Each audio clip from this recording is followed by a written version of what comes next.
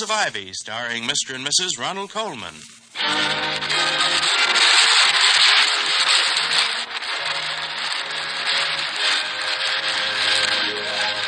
Good evening. This is Ronald Coleman. And Benita Coleman. Inviting you to join us again on the campus of Ivy College.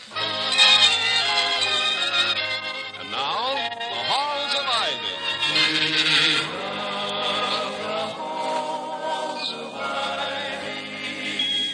That surround us here today. Welcome again to Ivy. Ivy College, that is, in the town of Ivy, USA. It's a well-known fact that the residence of Dr. William Todhunter Hall, president of Ivy, and his wife Victoria, is always open house, the keeping of which is a minor miracle.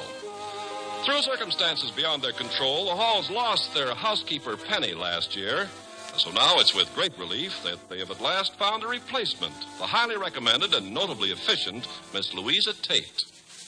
Toddy, the house is spotless. Everything is where it should be. I can't find a thing. It's all very confusing. Yes, I know. I anticipated the dangers of immaculate order, so I left a large, clearly lettered sign on my desk. Do not touch. She didn't. And for one so painstaking and thorough, it must have required the greatest restraint. It did. I was in here when she was dusting. She looked up at me and smiled knowingly and said, "Well, everybody's different." Almost the first thing you notice about our Miss Tate is that she speaks in confounding but crisp crypticisms. How's that again? Let it go, darling. I wouldn't dare try it again. But the fact remains that Miss Tate does have a remarkable sense of verbal economy. She's like a squirrel storing up her words for a long winter. Her brain works so fast, her tongue has given up trying to catch it. She passed me in the hall yesterday and said, "The ink spots won't come out," and left. Well, I thought at first she was trying to book a radio singing act into some local club. And then I realized the cleaner had brought back my dress. It's really very flattering, I suppose, Vicky. She just assumes that we know what she's thinking, which is going to be a constant challenge to our telepathic powers. Maybe she has Ivy confused with Duke University, where the study of extrasensory perception is, I'm told, I'll get it, Vicky. Why? Why? Well, the front door is just... Oh, of course I forgot. We have Miss Tate now. That's good. Now I can get to work. Professor Underhill of the chemistry department wants my opinion on another article he's written for the Pedagogical Journal. This one has an exciting title. It's called Syntheses and Reactions of Substituted Cyclohexanones. Oh, my dear. Yes, I can't wait to get my teeth into it. I wonder who that is at the door. Well, the easiest way to find out is to ask Miss Tate. Miss Tate, would you come in here, please? Probably nothing important, but one likes to know, that's all. Yes, Mrs. Hall. Oh, Miss Tate, who is that at the front door? Eggs. After all, what's the back door for? Is that all, Mrs. Hall? Well, yes, I can't think of anything else.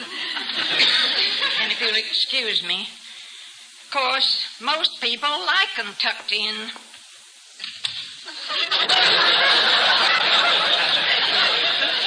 I hope your curiosity is satisfied now, darling. Like them tucked in. I wonder if that was a deliberate ellipsis, a simple dislocation, or a calculated circumlocution. Yeah, you're not making any more sense than she did. Yeah, but Vicky, how do you tuck in an egg? About that part, you don't. I told her this morning when she was making your bed that you didn't like your covers tucked in at the bottom. Oh. Well, she made no comment at the time, but apparently it's still on her mind. I guess she broods about things. No, I think it's a kind of verbal shorthand. Oh. Eggs. That must have been Calhoun Gaddy who was delivering them. Oh. And if eggs mean Calhoun, then the back door obviously means that she told him to use the tradesman's entrance in the future. Oh, dear. We'll have to explain to Calhoun. Well, we'll have to explain to Miss Tate that he's a friend of ours. And even if he weren't, the back door in this house is used primarily for egress. And if I may digress, since I still haven't oiled the hinges, it's a squeaky egress. Squeaky egress. I haven't thought of him in years. Him? Now, Vicky, you could not have known anyone. I did, though. I mean, of course, his real name was Alistair Migris, but he was in a show with me, and we all called him Squeaky. And you don't believe me, do you? My darling, to love is to believe. To believe is to... Is to what? I'll table that for the moment and gird my mental loins so that I can decode Miss Tate's cryptic report on our next visitor. Yes? Excuse me, Dr. Hall. Now he says he's a student. Well, he is. With that accent? Quod erat demonstrandum. I beg your pardon. I made a proposition to my wife, Miss Tate, and you have just demonstrated the proof of it. His name is Calhoun Gaddy. But the eggs. But he is a student, Miss Tate. He's been delivering eggs to our door ever since he entered Ivy as a freshman last semester. Well, he has an open face. And every door in our home is always open to him, and the windows, if necessary. Very well, Dr. Hall. He must be almost 40. I'll show him in. No, never mind. Calhoun, come in, come in. Oh, howdy, Doc, Miss Hall. I just come visiting. Well, about time. Yes. Now, I was here a little bit ago, Miss Hall, but that new cleaning lady you got took me for a stranger peddling. She swole up like a toad in a horse track. So I just went away and put on my other hat and come back social this time. Our Miss Tate apparently functions on a simple association of ideas. With her, eggs were inseparable from back doors. I hope you weren't offended. Oh, I don't mind, Doc. Well, down in Sabuga, you mostly can't tell the difference between front and back anyhow. Depends on where the shade is and where the pigs ain't. The best way is to notice where the paths wore down the hardy. Miss Tate is new, Calhoun, and she's still adjusting herself. Oh, she seems real nice, Miss Hall. She don't talk much, but sometimes from her eyes I did receive fair, speechless messages. If you don't mind my leaning on Shakespeare so early in the morning. No, that's good. Good, Calhoun, merchant of Venice. An excellent description of Miss Tate. But, how about this one? She speaks, yet she says nothing. What of that? Her eye discourses, I will answer it. Oh, it's Romeo and Juliet. And methought her eyes had lost her tongue. 12th night, Act 2, Scene 2. Oh, Calhoun, I'm sure you're the only man alive who delivers Shakespeare with his eggs. Well, what have you been doing with yourself, Calhoun? We haven't had much chance to talk lately. Yeah, I missed it too, Doc, but I've been busier than a feisty flea working his way through a dog show. I found out what that buzzing in my head was about. Doc, my budget was unbalanced. Oh, I'm sorry to hear that. I assumed that your egg route was taking care of the present requirement. Oh, my hens is doing all right by me, but like my Uncle Isham always says, it's a mighty poor bee that don't make more honey than he needs himself. Oh, yes. Well, your Uncle Isham was probably thinking of his hot biscuits when he said it. Well, hot biscuits notwithstanding, we're poor indeed if we don't try to do more than just subsist. It's the surplus, the honey, which sweetens our lives. A bee is a wise insect. It knows that being in clover is a means and not an end. Oh, that's right. And, Doc, when you got a pretty wife like my Glory, who shouldn't be satisfied with just nothing and singing, and 5 little bitty old tadpoles that are just itching to be jumping frogs any day, you need plenty of honey. Oh, yeah, in your case, honey is money. Yes, ma'am, Miss Hall. That's putting it plain. That's how come I started on my new project. New project? Yes, sir. See, down the way is just a hoop and a holler from my boathouse. There was this piece of land. It was just doing nothing. Just wasting away. Oh, Calhoun, don't tell me that with everything else you're doing, you started a farm. Oh, I got help, Miss Hall. It started out to be just a patch for garden sass, but then some of the fellers in my class come out to watch me. Now we got us a kind of a farm combine. Everybody working and everybody sharing to help pay their way through Ivy. I like to work with growing things, whether it's kids or corn. Uh-oh, you got company and I got a class. Well, you'll come again soon, won't you? Oh, you're mighty kind, Doc. And like that man Thoreau said, I wouldn't talk so much about myself if there was anybody else I knew as well. Yeah, you get to to be awful. Excuse me, Dr. Hall, but he's got such an excited face. Excited face. Oh, yes. That will be Mr. Wellman. Is he a student, too? Don't you have any young ones? I should have explained to you about Mr. Wellman, Miss Tate. Please have him come in. Yes, Dr. Hall. Well, I better hightail it on out of here. Bye, folks. Goodbye, Calhoun. Calhoun. Howdy, Mr. Wellman. Well, so long, Mr. Wellman. Yes, I might have known, keeping me waiting and my business. What was my business? Dr. Hall, who is that woman? That, Mr. Wellman, is a Miss Tate. A mistake. I should think so. Leaving me cooling my halls in the heel. Heaving my cools in the hall. Good morning, Mrs. Heel. Good morning, isn't it, Mr. Wellman? Mrs. Hall, I haven't time to look at scenery. I came to see you, Dr. Hall, because I wanted to tell you a matter of utmost urgency, an issue which must be met with dispatch. As chairman of the Board of Governors, I feel that...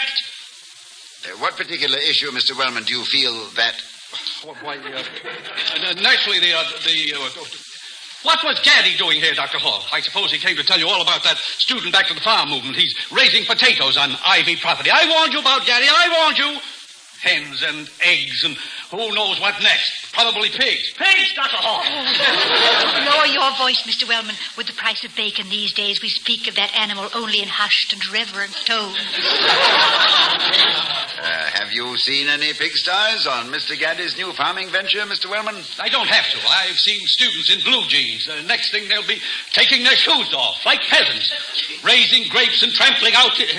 Dr. Hall, this has got to be nipped in the bud. Well, I'm afraid you'll have to wait till spring for that, Mr. Wellman. Nothing's budded yet.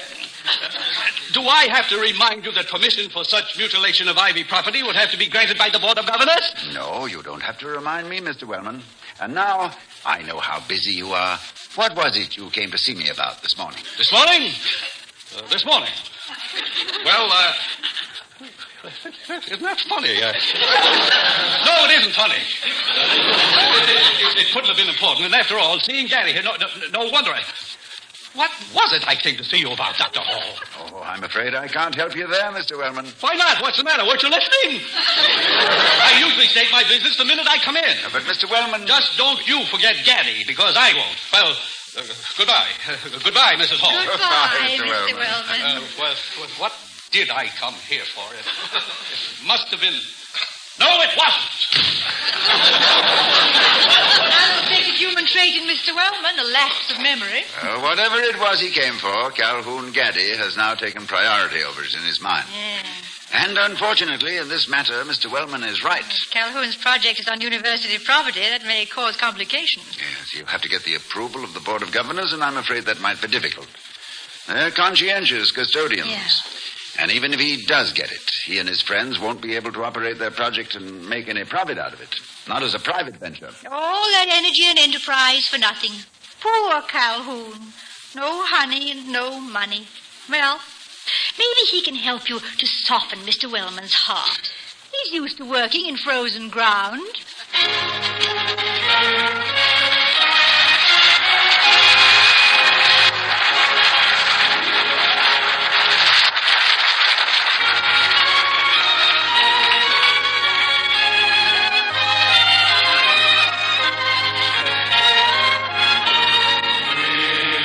Voice of America is bringing you this rebroadcast presentation of The Halls of Ivy, starring Mr. and Mrs. Ronald Coleman.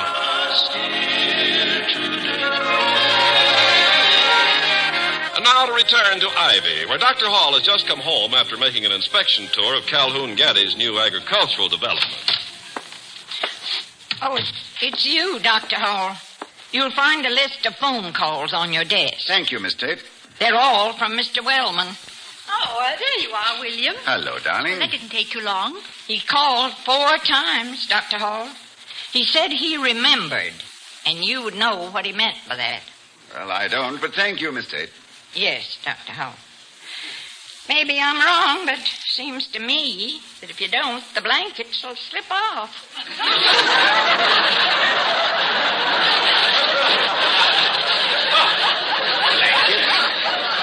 Blankets? Miss Tate still has your covers on her mind, Toddy. Couldn't you change the habits of a lifetime before she develops a dangerous obsession?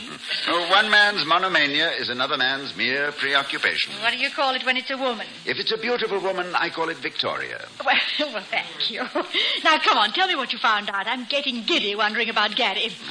Well, I located Calhoun's project, but it's not on Ivy property. Well, good that he's out of the woods. Mr. Wellman can't touch him. Calhoun has cleared the woods, but in legal parlance, he's committed a trespass, which means that the owner of the property can evict him and confiscate his crops when they're ready for harvest, leaving Calhoun and his energetic friends with only their calloused hands to show for all the work they've done. Oh, he's really caught in a net, isn't he? Thank you, darling. What for? Net. I've been looking for weeks for an opportunity to quote Samuel Johnson's definition of a net. Anything reticulated or decusseted at equal distances with interstices between the intersections. You'll bring down the house if you work that into your homecoming speech. Yes, on my way coming home today, I stopped at the Ivy Title Company, and they're instituting a title search. What, for your homecoming speech? I bet you can think of better titles than they can. I didn't mean that. We've got to find out who owns the land that Calhoun's farming. Oh. And try to forestall any further complications. He started the kind of cooperative activity that I'd like to encourage. Well, I think it's wonderful. If you have to work your way through college, this sounds like a nice, healthy way to do it. Yes. After talking with some of his Confederates, I realized that Calhoun has been planting seeds in mines as well as the soil, and good fertile seeds, too. Shakespeare, Emerson, Thoreau. Yes, his farm has become a kind of Walden, a retreat for young men and women who want to put their hands in the earth after having their heads in the clouds for so many hours. Well, as a campus fad, a tractor is much more sensible than a hot rod, and it's just as nice and noisy. I mean, after all... Excuse me, darling. Hello, Dr. Hall speaking. Oh, yes, Mr. Tuttle. Yes, did you find out who has title to that property? What? Oh.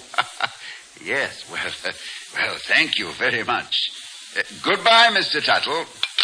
Mr. Tuttle? Yes, darling, that was Mr. Tuttle of the Tittle Company. I mean the title. Very confusing. He should either take a position with the gas company or change his name to McGillicuddy. From the blood which is momentarily drained from your face and has now happily returned, I gather it was bad news. Well, who owns the property? Who is bad news?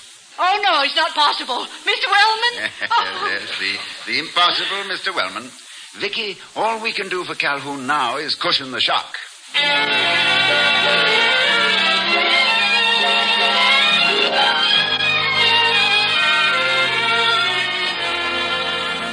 Doc, if I'd known you was going out to look over my project, I'd have put a clean shirt on my scarecrow. Up to now, he's been strictly for the birds. Well, it was an unexpected expedition, Calhoun. It suddenly became necessary for me to determine the exact location of your enterprise. Uh-oh. Sounds like there's a storm blowing up. Yes, a one-man hurricane. Well, Mr. Wellman was concerned with what he described as a mutilation of Ivy property. Oh, for crying in the clapper. I didn't know it was on Ivy, Doc. Well, it isn't on Ivy. It's on private property. True, you've improved it considerably, but I don't know whether that'll make any difference to Mr. Wellman.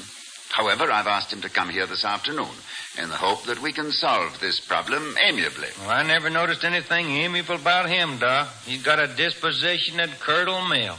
Ornery as a borscht and a barbed wire fence. To misquote that radio commentator, Calhoun, there's bad news tonight. That property is owned by Mr. Wellman himself. Wow. Now I know what a potato bug feels like when he's just been sprayed. So, you see, Calhoun, this is not a university issue, and I've no official reason to intervene. But as an acquaintance of the plaintiff and a friend of the defendant, I felt that we might reach a settlement out of court, so to speak, and that will be Mr. Wellman. It's too bad he doesn't have a branch office on our front porch. Or does he? Miss Tate has been alerted. She's at her battle station. Well, down home, this is where you light out for the storm cellar. There's a twister coming. It wasn't necessary for you to call me to tell me to come here, Dr. Hall, because I called you to tell you that I was going to come here because I remembered what I came for this morning and forgot when I got here. Well, good afternoon, Mrs. Hall. Good afternoon. You, Gaddy, again. How's your copperosity, Mr. Wellman? And don't think you're going to get away with it, Gaddy. It's just as well you are here, so Dr. Hall can hear what I have to say to you. Well, that was the purpose of this meeting, Mr. Wellman. I felt that if we could sit down and discuss the matter... There's nothing to discuss. It's disgusting. I tell you, Gaddy, I will not stand for. I will not be a party to. I will not permit you to desecrate Ivy. But, Mr. Wellman, that is exactly what Dr. Hall, are you in favor of plowing Ivy College under? Mr. Wellman, do you really know what you're talking about? What? Have you seen this project of Calhoun's? No, and I don't have to. I know all about it. Vegetables everywhere, as far as the eye can. See, it has no place on Ivy But, obviously, you don't know all about it, Mr. Wellman. It is not on Ivy property. That has nothing to do... It isn't? But I distinctly... I was told, of course it's on. It must be on. Where is it, Dr. Hall? It's on your property, Mr. Wellman. In that case... What? On my property? Well, yes, near the boathouse. Calhoun's done a remarkable job of improving it, Mr. Wellman. You wouldn't recognize it with all of those rocks cleared away. That worthless piece of property? 10 years, taxes. Oh, I couldn't give it away. My property? Yes, and now that it's been plowed and ready for planting, why, it might start paying for itself. Yes, Dr. Hall. You don't have to tell me about farms. Mr. Gaddy. I'm still here, Mr. Wellman. Well, Mr. Gaddy, I think we two might make some kind of arrangement. Well, now, Mr. Wellman, I haven't never been a tenant farmer yet. I've seen too much sharecropping to care about it. I don't know. Wait, Mr. Gaddy. I am a great believer in cooperative enterprise, and I feel... But no need to bother Dr. Hall with this now. After all, it's a private matter. Oh, Mr. Wellman, I'm delighted that you approve of what Calhoun and his friends are doing. But I still have certain misgivings. Forget them, Dr. Hall. Everything's taken care of. Have you considered the fact that Calhoun and his fellow farmers will only be with us for 3 more years? Yes, and then there's the prospect of your land becoming a tax burden to you again. Yes. So it has occurred to us that if the Wellman-Gaddy Farm Combine is successful, perhaps it can best be perpetuated by deeding the property to Ivy College as an experimental agricultural station. Dr. Hall, are you suggesting that No, I just want you to think about it. I don't have to think about it. I can say yes as loud as any man. Yes, Dr. Hall. I agree with you. A magnificent idea. I was just about to think of it myself. Mr. Wellman, do you know what you're saying? Surprised you, didn't I? Thought I'd say no, just on principle. Well, at the Board of Governors meeting yesterday, when I proposed an increase of research assistants in the physics department, you did say no on principle. That's what you said, Mr. Wellman. Of course I said it. And that's just what I came to tell you this morning and this afternoon. And thank you for reminding me. I changed my mind about the research assistants, that is. Oh, but that's twice in one day, Mr. Wellman. Yeah, I know. I'm having a complete checkup with my doctor in the morning. I don't seem to be myself these days. Well... And don't thank me, Dr. Hall. I'm just as pleased about all this as you are. Well, goodbye, Mrs. Hall. You're looking well. Good day, Dr. Hall. Good day. Are you coming, Cal? Coming, Clarence. Goodbye. Well, that was the prettiest picture I ever saw of a man trying to scratch his ear with his elbow. He didn't even slam the door. Well, after all, Pygmalion made over Galatea and Svengali cast his spell on Trilby. And you, look what you did to Mr. Wellman. Oh, not me, Vicky. Taxes. No, it wasn't even that. No, Mr. Wellman too often conceals his virtue in his anxiety to prove it. He loves Ivy as much as any of us. Yeah, I know he does, but you must admit he has the oddest ways of showing it. Yes, the trouble is that with him, resisting change is a reflex action. He'll maintain a position even when he knows it's no longer valid. Being tradition-bound is more serious than being muscle-bound. And when you... You know, Vicky, perhaps Miss Tate is right. About what? Perhaps they should be tucked in.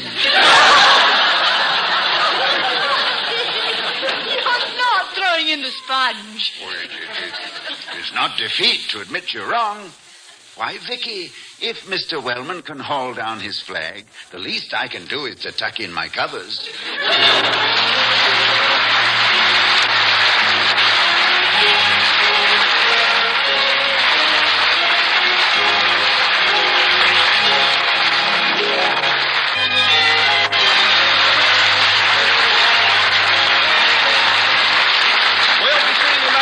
This same time at the Halls of Ivy, starring Mr. and Mrs. Ronald Colton. To the house.